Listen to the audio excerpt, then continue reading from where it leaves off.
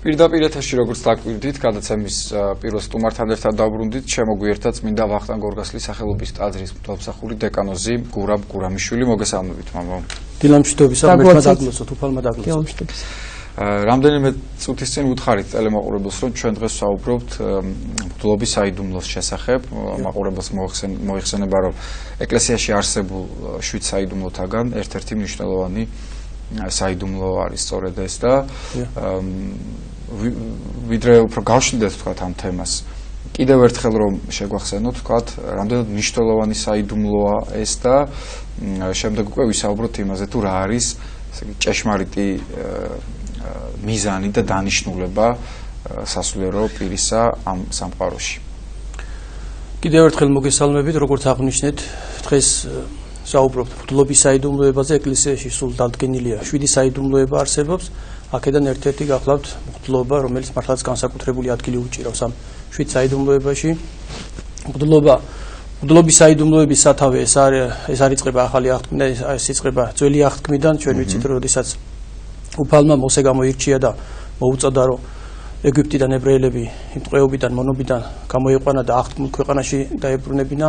სწორედ იმ პერიოდს ემთხვევა, როდესაც უფალმა მოუწოდა მოსეს, რომ აარონი და მისი ძენი მოემზადებინა და შეერჩია მღვდლობისათვის და ეს მღვდლობის ტვირთი ეტვირთათ და რა თქმა უნდა, იცით რომ მოსეს ჰქონდა პატივი, რომ ჰქონდა კიდობაში მოსემ ვიცით რომ მიიღო 10 მცნება და ეს 10 მცნება დაცული იყო ამ კიდობაში და სწორედ მღვდლებს დაედოთ ის პატივი, რომ მათ ეპატრონებინა და ასევე ძველ აღთქმის მღვდლების მისია და მოვალეობა ის იყო, რომ სეჭირვაში მიიღოთ მონაწილეობა და ხოლო ძველი აღთქმის მსხვერპლშეწირვა გახდათ სისხლიანი.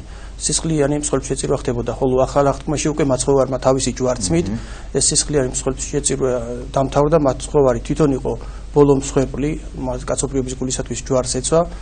დაღვარა სისხლი, ხოლო ახალ აღთქმაში უკვე იწყება ეკლესიაში, ანუ მოძღვრებისგან უსისხლო მსხვერპლის შეწირვა, რასაც ის ღვთისმსახურება, ანუ წირველოცვა აღესრულება. ახალი აღთქმიდან უკვე უშუალოდ მღვდლობის და საერთოდ ეკლესიის სათავე ჩვენ ვიცით, რომ უფალი ბრძანებს კლდესაზე და იაღვეშენო ეკლესია ჩემი და ბჭენი ჯოჯოხეთისანი ვერ ერეოდიანოსო, თვითონ ეკლესია უფლისგან არის დაარსებული.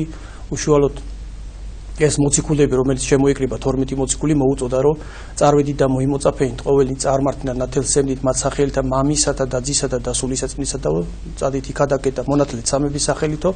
მაცხოვარს 12 მოციქულის გარდა ყავდა ასევე 70 მოწაფე და სწორედ ეს, როდესაც საუბრობთ მღვდლობის საიდუმლოებაზე, ეკლესიაში არსებობს სულ 3 სამღვდელო ხარისხი, ეს არის ეპისკოპოსი, მღვდელი და დიაკვანი.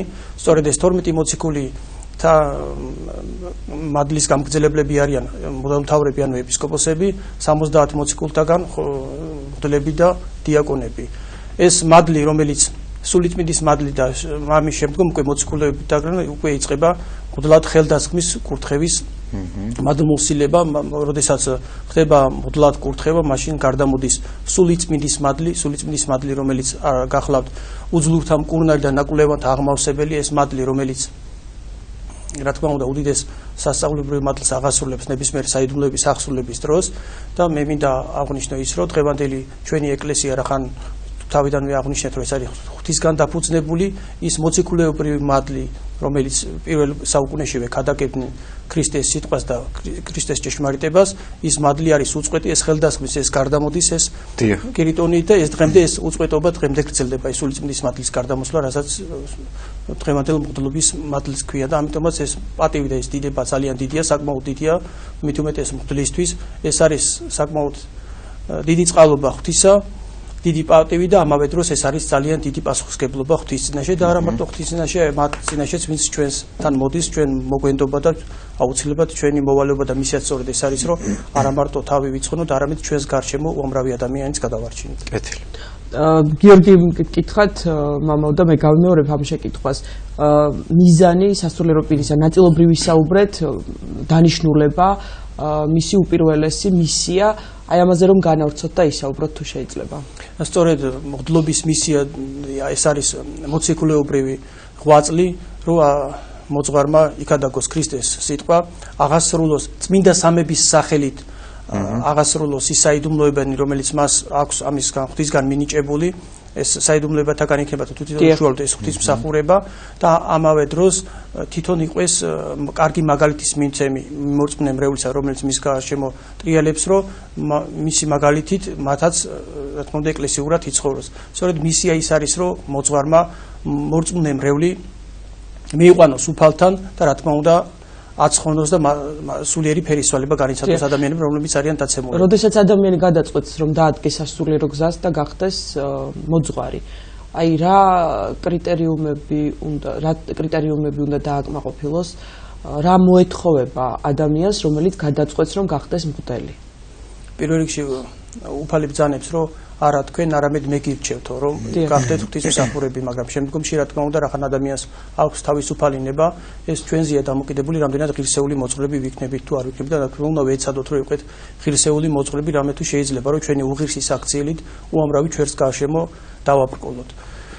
რაც შეეხება კრიტერიუმებს, აუცილებელია რა თქმა უნდა, აქ არის ასაკობრივი წესი, რომელიც რჯულის კანონის მიხედვით არის ასაკობრივი დიაკვნობის 25 ცხოვრო სამღვდელო 30 და სამღვდელო მთავრო 35, რა თქმა უნდა, მაგრამ ეს არ ნიშნავს იმას, რომ რა თქმა უნდა უპირატეს აქვს უფლება, რომ თუ დაინახა ამა თუ იმ პიროვნებაში, რომ ამისთვის არის მზად აქვს სათანადო განათლება, არის მისი სულიერი მდგომარეობა აკმაყოფილებს ამ ყოველივეს, რა თქმა უნდა ის იღებს მაკურთხეველი გადაწყვეტილებას, რომ ხელი დაასხას და რა თქმა უნდა მისცეს უფლება შემდგომში ქადაგებისა და ის ღვთისმსახურების ასრულების. ამიტომაც ადამიანის შინაგანი და სულიერ მდგომარეობაზეა დამოკიდებული. აი ჩვენ გავიარეთ ის განათლების სისტემა ყველამ ერთად, რაც გავიარეთ და თქვათ აი მაღალ ასაკში რომ არაფერს კითხულობდეს ადამიანი და არ ქონდეს ამ კუთხით თქვათ რაღაცა გარკვეული ცოდნა, ნუ იქედან მაინც გვემახსოვრება ჰაგიოგრაფიას გულისხმობ ამ შემთხვევაში ის გამორჩეული ადამიანები, რომლებიც დღეს მართლმადიდებელი ეკლესიის მიერ უკვე წმინდანად არიან შერაცხილნი, როგორ გაურბოდნენ აი ამ პატივს, ანუ ამით ხაზგასმა ხდება ალბათ იმის, რომ რაოდენ დიდია ეს წყალობა ღვთისა, რაზეც ახლა თქვენ საუბრობთ პრინციპში, რომ უფალი თავად ბრძანებს, არა თქვენ, არამედ მე გამოგირჩიეთ და აი ესეთი დიდი მამები, რომლებიც წმინდანები იყვნენ თავიანთ სიცოცხლეშივე, ხო, თავიანთი მოღვაწეობით და ცხოვრების წესით, როგორ გადადებდნენ აი ამ პროცესს, ასე ვთქვათ, ზოგი გარბოდა, გაერიდებოდა, უფრო სწორედ იქნება ალბათ ესე რომ ვთქვათ, მაგრამ ნუ საბოლოო ჯამში მაინც აღესრულებოდა ხოლმე ღვთისნება. საით მიმყავს ჩემი შეკითხვა, ვთქვათ, თქვენ ბრძანეთ გარკვეული კრიტერიუმები, მაგრამ აი მაინც თუ არსებობს რაღაცა გარკვეული პერიოდი, რის შემდეგაც შეიძლება სხვადასხვა საფეხურზე მოხდეს სასულიერო პირის აყვანა. იგივე თქვით, რომ არსებობს სამი იერარქია, ხო, ეს არის ეპისკოპოსი, მღვდელი, დიაკვანი. აი რა, თუ არსებობს რაღაცა გარკვეული პერიოდები, რისი დაცვაც აუცილებელია, ვთქვათ, ეკლესიაში. აი დიაკნობიდან მღვდლობამდე. დიაკნობიდან მღვდლობამდე და შემდეგ იგივე ვთქვათ, ეპისკოპოსობამდე ეს უმაღლესი ხარისხი. არსებობს ეს გარკვეული წესები, რომლის დაცვაც მოეთხოვება როგორც კონკრეტულ პირს, ასევე რაღაცა ეკლესიური სწავლებით არის ეს გასათვალისწინებელი? რა თქმა უნდა, მოძღვარი პირველ რიგში უნდა ვიყოთ და ვეცადოთ, რომ ვიყოთ განსაკუთრებულები თავის ჩვენი ცხოვრების წესით, რასაც ვქადაგებთ, სწორედ ისე უნდა ვცხოვრობდეთ, რა თქმა უნდა, რამდენად გამოგდის ეგ უფალმა უწყის მხოლოდ და აქედან გამომდინარე აუცილებელია, რომ ის ჯერ პირველ რიგში მოსამზადებელი პერიოდი, როდესაც აუცილებელია რომ გქონდეს მოძღვარს სასულიერო განათლება და მოემზადოს რა თქმა უნდა დიაკნობისთვის. სწორედ ეს დიაკნობა არის მოსამზადებელი პერიოდი შემდგომში ამ მღვდლობისთვის და დიაკვანი სხვა არაფერს ახასრულებს თუ არა, ეს არის მოძღვრის, ანუ მღვდლის დამხმარე ის ღვთისმსახურების და იმ საიდუმლოებების დროს, რომ მხოლოდ დახმარება შეუძლია დამოუკიდებლად არანაირ მსახურებას არ ახასრულებს ეს დიაკვანი და ამიტომაც ეს ერთგვარი მოსამზადებელი პერიოდია უკვე დიაკნობის პერიოდი, რომ მოემზადოს ამისათვის და უშუალოდ ეს მღვდლობა როგორც აღნიშნეთ, ეს არის უდიდესი პატივი, უდიდესი წყალობა, ამავე დროს უდიდესი პასუხისგებლობა ღვთის წინაშე და რა თქმა უნდა ამ პერიოდში განსაკუთრებულად მოძღვრებს გმართებს ხოლმე მიდგომა ჩვენს მრევლთან, რომ რამდენად გულწრფელები ვიქნებით და რამდენად სწორ დამოკიდებულებაში ვიქნებით. ასევე ჩვენ ვიცით, რომ არსებობს ესეთი გამონათქვამი, რომ უფალი ბრძანებს ურთიერთსიმძიმე იტვირთეთ და ესრეთ აღასრულეთ რჯული იგი ქრისტესიო და როდესაც საუბარია მოძღვარზე და მოძღვრის მაქსიმალურად უფალთან სიახლოვეზე და რა თქმა უნდა მისი მისია და მოვალეობა ის არის, რომ ადამიანი მიიყვანოს უფალთან და აცხონოს მისი სული აცხონოს და მის სულზე იზრუნოს, ასევე არსებობს ჩვენ ვიცით, რომ ლოცვა მოძღვრისათვის და ამიტომაც მრევლმაც უნდა იზრუნოს და ილოცოს თავის სულიერი შობლისთვის მოძღვრისთვის, რომ იმიტომაც ჩვენს შეულებრივი ადამიანები ვართ, საზოგადოებიდან გამოსული პიროვნებები ვართ, ჩვენს გვაქვს ჩვენი სისუსტეები და ამიტომაც მრევლმაც უნდა ილოცოს ჩვენზე, რომ ღმერთმა გაგვაძლიეროს, რომ რა თქმა უნდა ის თუ რამე ცუდი მანკიერებები, ცუდი თვისებები გვაქვს, ვებრძოლოთ ჩვენ რა თქმა უნდა ერთობლივად ვებრძოლოთ და ესე აღვასრულოთ რჯული იგი ქრისტეს ისე რომ ამ ყველა ეტაპს ყველა მოსამზადებელ პერიოდს აქვს თავისი მოსამზადებელი პერიოდი ამისათვის რომ მოემზადოს რა თქმა უნდა და შემდგომში მიიღოს ის მადლი რომელიც ქვიან ეს სამღვდელო ხარისხი და ამას წყვეტს კონკრეტული თქვათ მონასტრის ან ეკლესიის წინამძღვარი ხო მღვდელმთავრად გამორჩევის შემთხვევაში ამას წმინდა სინოდი გამოარჩევს და დიაკონას და მღვდლის კურთხევას უშუალოდ იმ ეპარქიის მღვდელმთავარი ან რა თქმა უნდა კათოლიკოს პატრიარქი იღებს გადაწყვეტილებას თავისი სულიერი მდგომარეობიდან გამომდინარე თუ როგორი პიროვნება არის რამდენად მზად არის ამისთვისა იღებს და გადაწყვეტილებას ის იღებს პასუხისმგებლობას ღვთის წინაშე და რა თქმა უნდა ხელს ასხამს და აკურთხებს. მამო, ჩვენ ამ საკითხებზე კი ბევრჯერ გვისაუბრია, მაგრამ შეხსენება გვჭირდება ხოლმე. დარწმუნებული ვარ, იცის ჩვენმა მაყურებელმა, მაგრამ კიდევ ერთხელ რომ განმარტოთ, როგორც ასე უწოდებენ საზოგადო თეთრ და შავ სამღვდელოებას შორის რა განსხვავებაა? აი ეს რომ კიდევ ერთხელ განგვიმარტოთ. თეთრ სამღვდელოებას მიეკუთვნებიან რომელსაც ოჯახი გააჩნიათ, ძოლოსანი მღვდლები, რომელსაც ყავს არიან ღვთისმსახურები, აღასრულებენ ღვთისმსახურებას, მაგრამ ამავე დროს ყავს მეუღლე, შვილები, ოჯახი, რომელთაც რა თქმა უნდა საზრდნავი არის თავის სულიერ შვილის გარდა, ასევე ბიოლოგიური ოჯახი.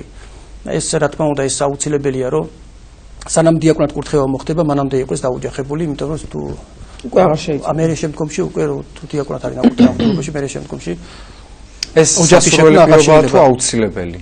აუცილებელი პირობა არის. თუ მღვდლობას აპირებს და არაბერობას. მღვდლობას აპირებს და თუ არის კიდე მეორე შავი სამღვდელოებაზე, რომელზეც თქვენ საუბარი, ეს არის ბერობა, რომელიც რა თქმა უნდა იწყება მორჩილებით. პირველ რიგში ყველა უნდა ვიყვეთ მორჩილებით მონასტერში, შემდგომში მონასტერში მოსავენ კაბით, და მონასტრის წინამძღვარი იღებს გადაწყვეტილებას, რომ შემოსოს კაბის მორჩილებაში და შემდგომში რა თქმა უნდა აღკვეცოს ბერა და ხოლო შემდგომში პერიოდში რა თქმა უნდა მოამზადებენ და ეკურთხება ბერდიაკონად და შემდგომში მღვდელმონაზონად და ამ ხრივ შემდგომში იღუმენი და შემდგომში არქიმანდრიტს ხარს. ჩვენი ეკლესია არის ის ეკლესია და ის რელიგია, იმ რელიგიის მიმდევრები ვართ ჩვენ, რომელიც ქადაგებს ჰუმანიზმს, სიყვარულს, მუდმივად ჩაგვახსენებს იმას, რომ ჩვენ უნდა გძულდეს ადამიანში ცოდვა და არა თვითონ ადამიანი მიჩელება კონკრეტულად რაიმე ცოდვაში იმყოფებოდეს და ასევე ჩვენ იმ რელიგიის მიმდევრები ვართ, სადაც არის ესეთი ეპიზოდი სახარებაში, როდესაც მაცხოვარი იღებს ქვას და გაუწუდის შეკრებილ ხალხს, რომელიც მზად არის ჩაქოლონ ადამიანი და ეუბნება აიღეთ ეს და რომელიც ყველაზე მართალია თქვენ შორის იმან ესროლოს და ვიცით როგორ დაიშლება ეს ბრბო რომელსაც განწირული ყავდა ჩაქოლისთვის ადამიანი და საით მიყავს კიდევ ჩემი შეკითხვა ძალიან რთულია ალბათ ასეთი რელიგიისთვის რადიკალური გადაწყვეტილებების მიღება გულისხმობ თქვა განკვეთას სასულიერო პირისა ეკლესიიდან ალბათ ეს რაღაცა უკიდურეს ეტაპზე ხდება ხო აი რა არის თქვა ის ბოლო წერტილი თქვათ, როდესაც თქვათ იგივე თქვათ წმინდა სინოდი ან კონკრეტულად რომელიმე მონასტრის წინამძღვარი მიიღებს მსგავს გადაწყვეტილებას. რა შემთხვევაში ხდება ეს? წეგანაც აღვნიშნეთ, რომ მღვდლობა არის უდიდესი პატივი და უდიდესი პასუხისმგებლობა როგორც ღვთის წინაშე, ასევე იმ მორწმუნე მრევლის გარშემო, რომელიც ჩვენს გარშემო ტრიალებენ და ამიტომაც არის აუცილებელი, რომ მღვდელმა ეს თავისი მოვალეობა, თავისი ღვთისმსახურება ღირსეულად აღასრულოს, როდესაც მოძღვარი თავისი ქმედებით აპყოლებს უამრავ ადამიანს, არაერთს არამედ უკვე ათეულობით და ასეულობით ადამიანს, რა თქმა უნდა, ისი მაკურთხეველი მღვდელმთავარი მიუთითებს, რა თქმა უნდა, აძლევს შენიშვნას, აძლევს გაფრთხილებას, შეიძლება, რა თქმა უნდა, ჯვარით ახსნას და დასაჯოს რაღაც პერიოდის განმავლობაში, მაგრამ რა თქმა უნდა, ეს განკვეთა არის, ეს არის უკიდურესი და რა თქმა უნდა, როდესაც უკვე გაფრთხილებაა ხო მანამდე არის გაფრთხილება, რა თქმა უნდა, შემდგომში ჯვარით შეიძლება ჯვრის ახსნაც ერთგვარი გაფრთხილება რაღაც პერიოდის გამო შეიძლება საჯელში იმყოფებოდეს და ისევ რა თქმა უნდა, ეს პირველ რიგში ემსახურება ისევ იმ მღვდლისთვის, რომ რა თქმა უნდა, არ დაიღუპოს საბოლოოდ სული, იმიტომ რომ ჩვენ ხო ვიცით, რომ ჩვენი ხორციელი ცხოვრება არის დროებითი, ჩვენ ყველა დროებით ცხოვრობთ ამ ქვეყანაში და ამიტომაც მოსამზადებელი პერიოდი აუცილებელია რომ ადამიანმა აქედანვე მოემზადოთ. ამით უმეტეს, როდესაც უფალმა ინება და გამოგირჩა და ხარ ღვთისმსახური, მაქსიმალურად იცადო რომ ღირსეულად იცხოვრო, იმიტომ რომ ჩვენ გამადიდებლით გვიყურებიან ყველა და ჩვენი პატარა შეცდომაც კი ძალიან დიდად ჩანს და ძალიან უღესს და ამიტომაც ვცდილობთ რომ მღვდელმთავარი და წინამძღვარი რომ რა თქმა უნდა არც არავინ დააბრკოლდეს ამით და რა თქმა უნდა ის მღვდლის სულიც გადარჩეს და იქნება ამ რა თქმა უნდა სასჯელით ის გონს მოეგოს და მე შემდგომში უფრო ღირსეული ცხოვრებით იცხოვროს. ამიტომაც რა თქმა უნდა ჩვენთვის ძალიან დიდია პატივი, ძალიან დიდია პასუხისმგებლობა ღვთის წინაშე და რა თქმა უნდა რამდენად გამოგვდის ეგ უფალმა უწყის, მაგრამ ყოველ შემთხვევაში უნდა ვეცადოთ, რომ და კიდევ ერთხელ მინდა ყველა მართლმადიდებელ მორწმუნეს მოუწოდო, რომ რა თქმა უნდა ილოცონ ყველა მოძღვრის, რა თქმა უნდა ჩვენთვის არსებობს ამის სპეციალური ლოცვა მოძღვრისათვის, რომ ჩვენც ლოცვითი შეწევნით გავძლიერდეთ, ამიტომ ნებისმიერი მოძღვრის დანიშნულება ის არის, რომ ღვთის სიტყვა აღასრულოს და უფალთან მიიყვანოს სპრეული, ჩვენ მისიას მეტნაკლებად ვცდილობთ, რომ შევასრულოთ, ჩვენთან რომ მოსულებს ხო ვცდილობთ, რომ ვანუგეშოთ, თქვათ, ოჯახში თუ რამე არეულობა და ბოროტი ვცდილობთ, რომ ოჯახი დაერღვეს, ვცდილობთ, რომ მათი ერთობა აღვადგინოთ, ვცდილობთ, რომ ის მათი აღსარებაც მოვისმინოთ, თუ საჭიროა ღამეს ყოფილა შემთხვევა, რომ გავუღვიძებივართ, რომ ანუ სულთან ბრძოლია, მომაკვდავი ან მოუნათლავი უნდა გარდაიყვანოს და მათ გვერდში ვდგებართ. ამიტომაც ჩვენც უნდა გაგვიწიონ, რა თქმა უნდა, ანგარიში და ჩვენზეც ილოცო, რომ ღმერთმა გაგვაძლიეროს, რა თქმა უნდა, არ დავეცეთ და ჩვენს კიდევ ლოცვითი შეწევნა. მამო, აი ხა თემა, რომელზეც ჩვენ ვსაუბრობთ, მრავალი მიმართულებით შეიძლება განივრცოს. დემოქმედებას გულისხმობ, უამრავი მიმართულებით შეიძლება ვისაუბროთ, მაგრამ ერთ-ერთი უპირველესი არის აღსარების საიდუმლო, საერთოდ ჩვენს რელიგიაში. ეს არის ძალიან მნიშვნელოვანი და უდიდესი შანსი, რასაც უფალი გვაძლევს საერთოდ, რომ ჩვენ შეგვიძლია მოვინანიოთ ჩვენი ცოდვები. ბევრი ადამიანისგან გამიგია, სხვათა შორის, ვინც არ ცხოვრობს ეკლესიურად, რომ იმიტომ იკავებს თავს, ვთქვათ, დაიწყოს ეკლესიური ცხოვრება. მას აქვს შიში, რომ შეიძლება იმისი ნათქვამი აღსარება გასცეს მოძღვარმა. არის თუ არა უპირველესი მოვალეობა მოძღვრის, ასევე თავის მხრივ, რომ აღსარება არ გასცეს. რა თქმა უნდა, ჩვენ წეგან აღვნიშნეთ, რომ ამ 7 საიდუმლოებიდან ბუდელს შეუძლიან 6 აღასრულოს, ხოლო მღვდლობა უკვე უშუალოდ მღვდელმთავარმა აღასრულოს, ანუ მღვდლად აკურთხოს. აქედან გამომდინარე ერთ-ერთი გახლავთ აღსარების საიდუმლოება. აღსარების საიდუმლოება ეს არის უდიდესი საიდუმლოებათაგანი, რომელიც მართლაც განსაკუთრებულია უფალი ბრძანებს, ვისაც მიუტევოთო მიეტევოთ შესაძლებანიო.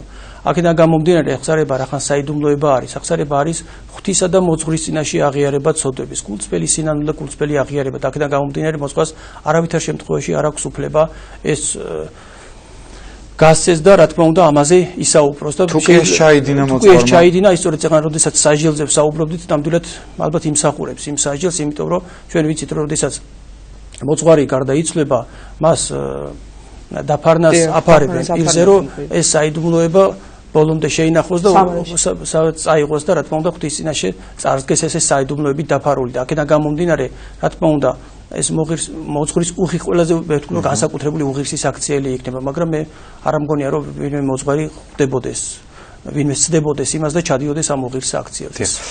გარკვეული მაინც სუბიექტური, ხო? აქ დავაზუსტებ. აი ითვლება თუ არა აღსარების გაცემა, თქვა, აი ქადაგებაში ზოგადად იმ ცოდვაზე საუბარი, რომელიც თქვა იმ დღეს მოისმინა მოძღვარმა.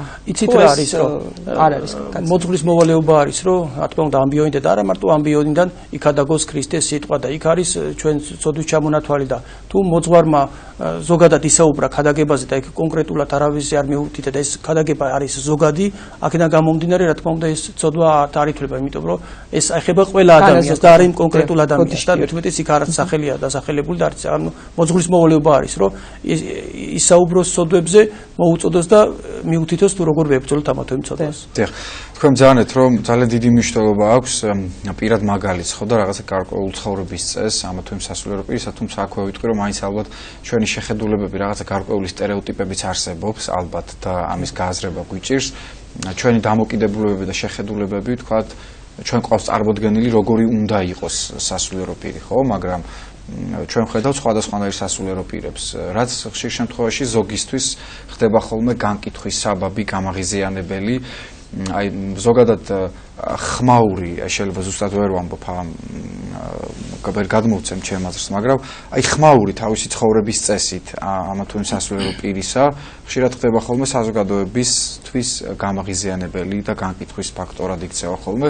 რამდენად ნორმალურია ვთქვათ ეს, თუ კი არ ცდება ის რაღაცა გარკვეულ ჩარჩოებს, უბრალოდ არის ასეთი ბუნების ადამიანი შეიძლება იყოს და თავის ცხოვრების წესით მუდმივად ხმაურობდეს, მოკლედ, მუდმივად ჩანდეს და ასე შემდეგ. აი რას იტყვით ამაზე? ნებისმიერი ადამიანი არის ინდივიდი და ყველას გააჩნია უარყოფითი და დადებითი მხარეები. Რა თქმა უნდა, მოძღვარიც ყველა ერთნაირი და ერთფეროვანი ვერ იქნება. ყველას გვაქვს ჩვენი სხვადასხვა მხარეები უარყოფითის და დადებითი. აქედან გამომდინარე, არავის განკითხვა არ შეიძლება.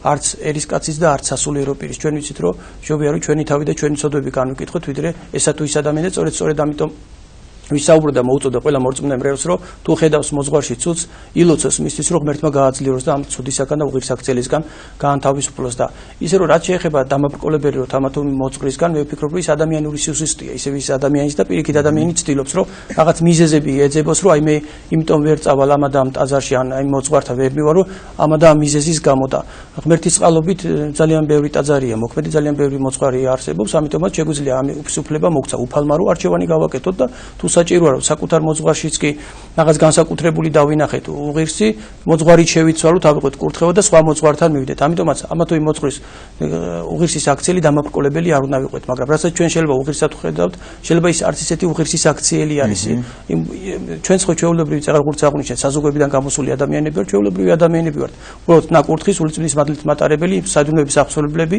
მაგრამ ჩვეულებრივი სისუსტეებით ამიტომაც ისეთები უნდა მეგვიღოს საზოგადოებები როგორებიც ვართ თუ რამე გვეშლება კიდე უნდა რაღაც მეგობრულად რბილად და თბილად მიგვი თვითონ და რა თქმა უნდა კიდევ ერთხელ ილოცონ ჩვენს რო ღმერთმა გაგვაძლიეროს და ჩვენ ღირსეულად ვემსახუროთ უფალს და რა თქმა უნდა მორწმუნე მრევლს და ალბათ მაინც ჩვენზეა საბოლოოდ დამოკიდებული რისი დანოხა გსურს ადამიანს იმიტომ რომ ხშირად ხდება ხოლმე როგორც თქვენ თქვით გამოდიდებელი შუშით დაკვირვება და უცნაურია, როდესაც რაღაცა რადიკალური კუთხით ავითარებენ თავის შეხედულებებს ადამიანები იმ ფონზე, როდესაც უამრავი სამაგალითო ადამიანი არსებობს ჩვენს ირგვლივ, რომლებზედაც მართლა შეიძლება გადაუჭერბებლად ითქვას, რომ დგას ჩვენი ქვეყანა, არა მარტო ეკლესია, რა თქმა უნდა, ქვეყანა, ისე რომ ჩვენ ყველას გისურვებთ უფრო ღრმად გავყვეთ და ვისაუბროთ, წარმოგიდგენიათ, რომ ერთი წამით რომ არ არსებობდეს ადამიანისთვის და ადამიანში რწმენა რა იქნებოდა, რამხელა ქაოსი იქნებოდა, არ არსებობდეს მოძღვარი, რომელიც ღვთისაგან არის დადგენილი, რომელიც ამ საიდუმლოებს აღასრულებს. მოძღვარი, რომელიც ადამიანის რამდენი სული გადაარჩინა და რამდენს გადაარჩენს კიდე. ასევე რამდენ ადამიანს ანუგეშებს და მოუწოდებს ღვთისაკენ და უფალთან მიყავს. ამიტომაც ეს ურთიერთციმძიმის ტვირთა და ესრეთ აღსრულება რჯული უფლისა ეს აუცილებელია, რომ ესე აღვასრულოთ რჯული. ძალიან დიდი მადლობა მამალ. გისურვებთ. დიდი მადლობა ჩვენთან მოგზაურობისთვის და საინტერესო საუბრისთვის. ჩვენთან სტუდიაში საუბრობდა დეკანოზი გურამ გურამიშვილი.